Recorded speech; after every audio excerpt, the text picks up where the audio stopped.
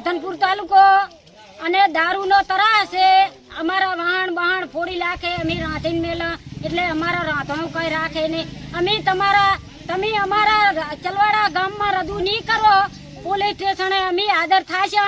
અમે આખી દારૂ બહુ જ વેચાય છે, ગામ ઘરે ઘરે અડ્ડા છે અને દારૂ બહુ જ વેચાય છે।